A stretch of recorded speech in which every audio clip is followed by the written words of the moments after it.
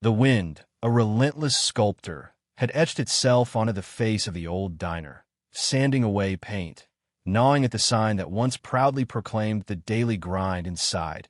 Elias moved with the quiet dignity of a man accustomed to the world's indifference, his shoulders bowed not by age, but by the invisible weights of struggle. He was a single father, a widower, and the sole proprietor of a dying dream, a diner that barely breathed in a town forgetting its name. Each morning, the sun, a reluctant visitor, cast long, accusatory shadows across the empty tables.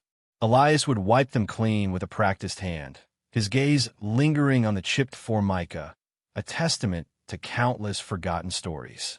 His daughter, Lily, a wisp of a girl with eyes too wise for her 7 years, would sit at the counter, her small hands clutching a worn storybook, her presence the only warmth in the cavernous space.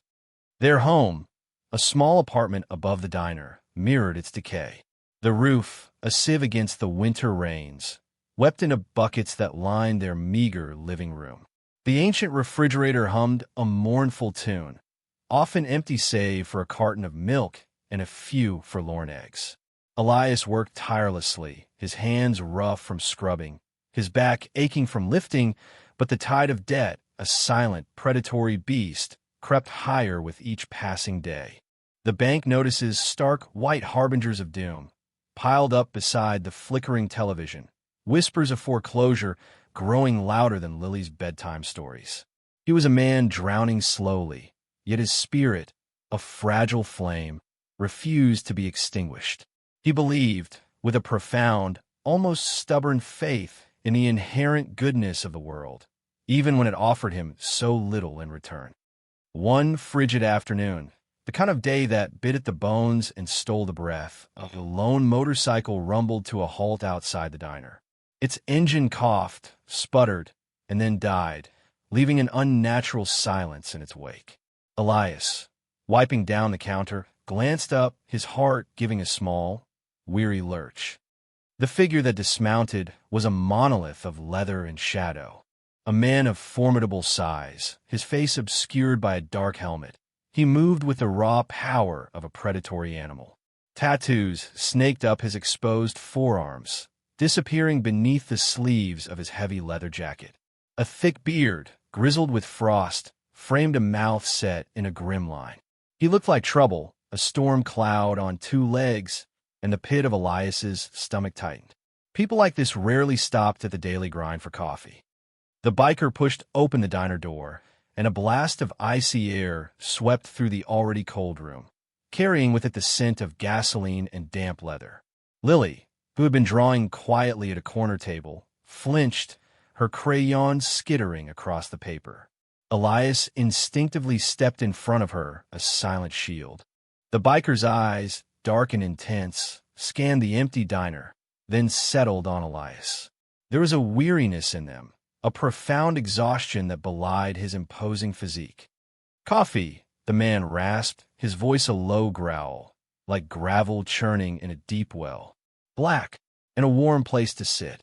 Elias nodded, his hands moving automatically to pour the brew. He placed the steaming mug before the biker, who had chosen a booth in the farthest corner, his back to the wall. The man didn't speak, didn't look up, simply cradled the hot ceramic, letting its warmth seep into his gloved hands. Elias watched him, a knot of apprehension still coiled in his gut. This was not a regular customer, and the diner's meager till could not afford any unpleasantness. After a long silence, the biker finally pushed the empty mug across the table. "How much?" he asked, his gaze meeting Elias's. There was a raw honesty in his eyes now, stripped bare of the earlier menace. $2, Elias replied, his voice a little softer than he intended. The biker reached into his pocket, his movements slow and deliberate. He pulled out a worn leather wallet, its edges frayed. He fumbled inside, his brow furrowed, then pulled out a single, crumpled dollar bill. His face, etched with fatigue, tightened. "That's all I've got," he admitted, his voice barely a whisper, laced with a shame that was almost palpable. "My bike broke down a few miles back. I walked the rest of the way. Been on the road for days." Elias looked at the dollar, then at the man's face. He saw not a threat, but a reflection of his own struggle, a man at the end of his rope, cold, hungry, and alone. His own wallet held perhaps $10, enough for milk and bread for Lily for one more day. The bank notices flashed in his mind. The leaking roof, Lily's thin coat. But then he looked at the biker's raw, exposed vulnerability, and a deeper instinct took hold. "Keep it," Elias said, pushing the dollar back across the table. His voice was firm, gentle. "It's on the house. You look like you need it more than I do." The biker stared at him, his dark eyes wide with disbelief. He looked from the dollar to Elias's face, searching for a trick, a hidden agenda. When he found none, a flicker of something profound crossed his features. Gratitude, raw and unexpected. I can't," he stammered, his voice thick with emotion. "I don't take charity." "It's not charity," Elias countered, a small, genuine smile touching his lips. "It's just coffee. Sometimes a warm cup is all a man needs to keep going. No charge." He gestured to the door. "You need to get warm, get that bike fixed. It's a long road out there." The biker hesitated, then slowly, reluctantly, picked up the dollar. He folded it carefully and tucked it back into his wallet. He stood, his imposing height filling the small aisle. He extended a gloved hand, surprisingly gentle. "My name's Silas," he said, his voice low and steady. "I won't forget this, Elias." "Thank you." Elias shook his hand, a brief, firm clasp. "Good luck, Silas," he said. Silas nodded, then turned and walked out of the diner, the heavy door swinging shut behind him. Elias watched him through the streaked window as he disappeared around the bend, swallowed by the vast, indifferent landscape. The diner felt emptier, colder, now that he was gone. Lily came to his side, her small hand slipping into his.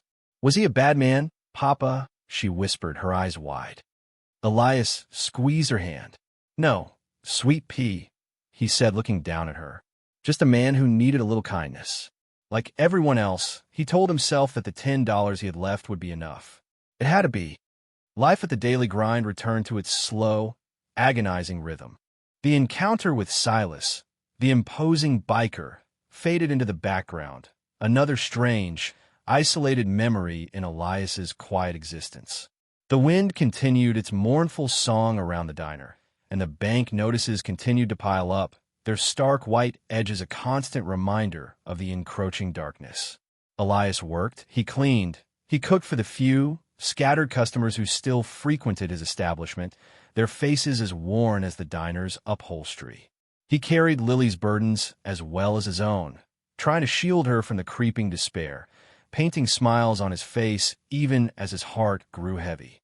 He often thought of Silas, wondering if the man had made it home, if his bike had been repaired. It was a fleeting thought, a wisp of concern for a stranger, quickly buried beneath the pressing weight of his own struggles.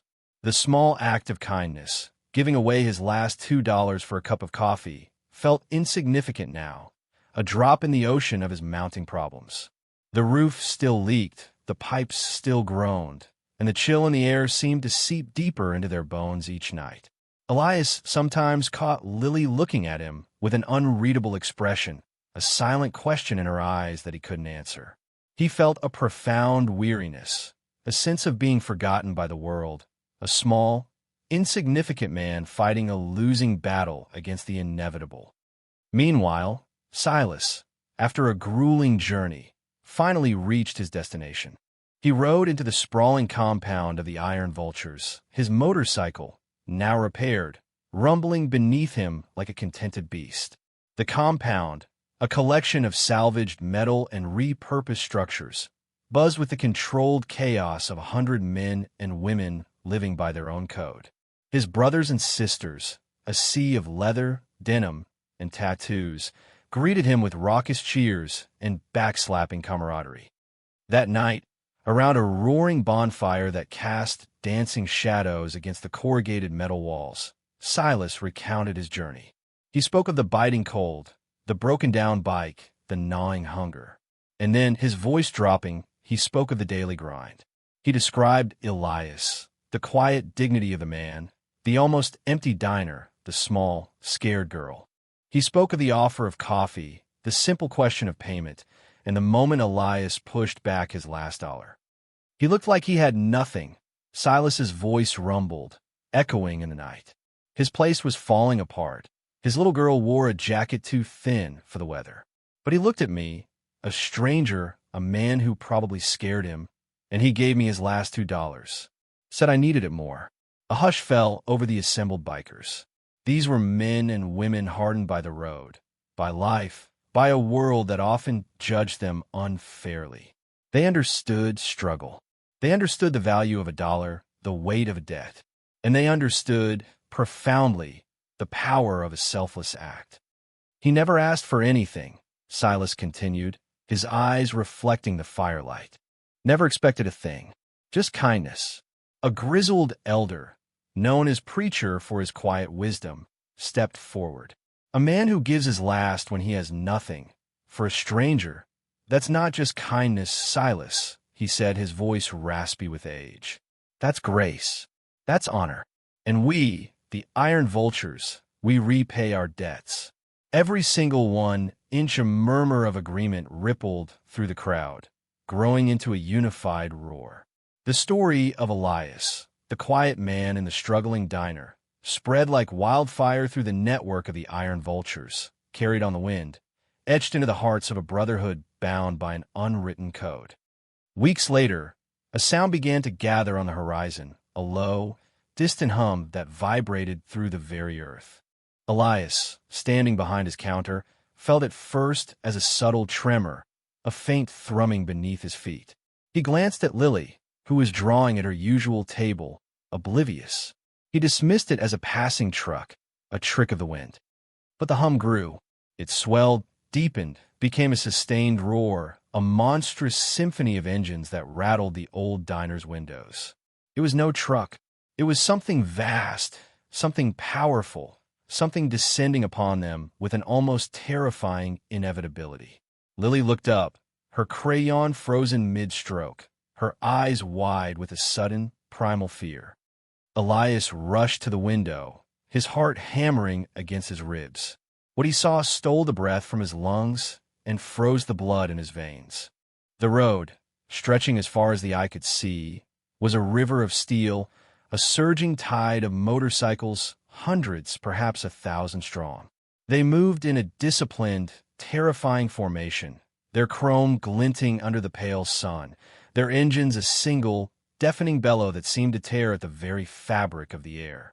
Leather, denim, and the glint of metal filled his vision. It was an army on wheels, a dark, unstoppable force, and it was heading directly for the daily grind. Panic, cold and sharp, pierced through Elias. He remembered Silas, the imposing biker, and a terrible, sickening thought clawed its way into his mind. Had he offended him? Had he somehow, inadvertently, brought this wrath upon himself and Lily? Was this the consequence of his small act of kindness, twisted into something monstrous? His hands trembled as he grabbed Lily, pulling her close, shielding her small body with his own. "Get down, Lily," he whispered, his voice hoarse with fear. "Stay low." The roar intensified, a physical assault on their senses. The ground vibrated. The diner itself seemed to shudder. Elias could see the faces now, obscured by helmets and bandanas, but the sheer number, the overwhelming presence, was enough to send a chill of pure terror through him. He imagined the worst: violence, destruction, the end of everything he had fought so hard to protect. His mind raced, searching for an escape, but there was nowhere to go. They were trapped. Outside, the few residents of the sleepy town emerged from their homes, drawn by the apocalyptic sound. They stood frozen in their doorways, their faces pale with shock and fear. They saw the approaching tide of bikers, the menacing array of leather and chrome, and their minds jumped to the same conclusion: an invasion, a raid, a harbinger of chaos. Doors slammed shut, curtains twitched, and the town, already isolated, retreated into itself, leaving Elias and Lily utterly alone, exposed to the perceived threat. The fear in the town was palpable, a collective shudder that amplified Elias's own terror, making him feel like a lamb before a pack of wolves. Then, as if on command, the thunderous roar began to subside. The leading bikers, their engines still thrumming, raised their hands, and a ripple went through the massive formation. In perfect, synchronized precision, hundreds of engines cut out, one after another, until an almost unnatural silence descended upon the small town. The sudden stillness was more terrifying than the noise had been, heavy and pregnant with unspoken menace. A single biker, larger than the rest, his presence radiating an undeniable authority, dismounted from a massive touring bike at the head of the formation. He removed his helmet, revealing a grizzled, scarred face and eyes that held the wisdom of countless miles. It was Silas. He walked slowly, deliberately, towards the diner door, his footsteps echoing in the silence. Elias, still clutching Lily, felt his heart pound against his ribs, a frantic bird trapped in a cage. This was it, the moment of reckoning. Silas stopped a few feet from the diner's entrance. He looked at Elias, then his gaze softened, a hint of a smile touching his lips. Then, in a gesture that sent a shockwave through Elias's terrified mind, Silas did something extraordinary. He bowed his head, a gesture of profound respect. And behind him, with a rustle of leather and a synchronized movement, every single biker in the vast formation, 1,000 strong, removed their helmets and bowed their heads in unison. The sight was breathtaking, an impossible tableau. An army of rough, formidable men and women, standing in silent reverence before his humble, crumbling diner. Silas raised his head. His voice, clear and strong, carried across the unnerving silence. Elias, he boomed, his words echoing with a solemn weight. Do you remember me? Elias, tears stinging his eyes, could only nod, his throat too tight for words. You gave me your last $2, Silas continued, his gaze unwavering. You gave me warmth when I was freezing. You gave me kindness when I had nothing. You looked at a stranger, a man who probably scared you, and you saw a human being in need. That, Elias, is a debt of honor. And the iron vultures, we always repay our debts. He gestured to the vast assembly of bikers behind him. You fed one of us when he had nothing. Tonight, we feed you. Forever. The words hung in the air, a profound declaration that shattered Elias's terror, replacing it with a wave of disbelief, awe, and an overwhelming, cathartic relief. Lily, sensing the shift, looked up at her father, her small face reflecting his own bewildered wonder. The perceived threat had evaporated, replaced by an act of such staggering generosity that it defied comprehension. Then Silas raised his hand, and the disciplined army sprang into action. It was a sight to behold, a ballet of organized chaos. Trucks, previously hidden behind the motorcycle formation, rumbled forward, their beds laden with lumber, tools, roofing materials, and bags of concrete. Vans, packed with electricians, plumbers, and carpenters, disgorged their contents. Hundreds of bikers, shedding their leather jackets, revealed work shirts and tool belts beneath. They swarmed the old diner and the apartment above, moving with a speed and efficiency that was astonishing. Within minutes, the air was filled with the sounds of hammers, saws, and drills. A team of roofers, agile as cats, scaled the diner's leaky roof, tearing away old shingles, replacing rotten wood. Plumbers, with practiced hands, began to overhaul the ancient, groaning pipes. Electricians, their faces grimly determined, started rewiring the faulty system, banishing the flickering lights. Other bikers, a team of painters, meticulously scraped away peeling paint, revealing the diner's original, vibrant colors. Landscapers, their hands calloused from years of work, began to clear the overgrown weeds and broken concrete around the building, laying down fresh soil, planting flowers. A huge industrial kitchen was unloaded from one of the trucks, gleaming stainless steel replacing the worn, outdated equipment. Inside, a team of interior designers, Women with an unexpected eye for comfort and aesthetics began to transform the diner's interior. New tables, chairs, and booths replaced the chipped, worn furniture. Fresh, warm paint covered the faded walls. Lily, her fear completely forgotten, watched in wide-eyed wonder as her small, dreary world was remade before her eyes. Silas led Elias and Lily into their apartment above the diner. There, another team of bikers was already at work. The leaking roof had been patched, the buckets gone. New furniture, warm and inviting, filled the living room. A brand-new, fully stocked refrigerator hummed quietly in the kitchen. Lily's small bedroom, once sparse and cold, was now a haven of warmth, a new bed adorned with a colorful quilt, shelves filled with books and toys. "The bank debt," Silas said, his voice softer now as he watched Elias's stunned face. "It's paid, every last penny. And there's an account set up for Lily's future and for you, Elias. Enough to keep this place running and to live comfortably for as long as you need." He handed Elias a thick, leather-bound folder filled with official documents, bank statements, and a new deed to the diner, free and clear. Elias, overwhelmed, could only stare, tears streaming down his face. He looked at Silas, then at the bustling, working army of bikers, his heart overflowing with a gratitude so profound it hurt. These were the people the world judged, the outcasts, the rough and tumble. Yet they had seen his small act of kindness and repaid it with a generosity that defied all logic, all expectation. The town, previously cowering behind locked doors, slowly began to emerge.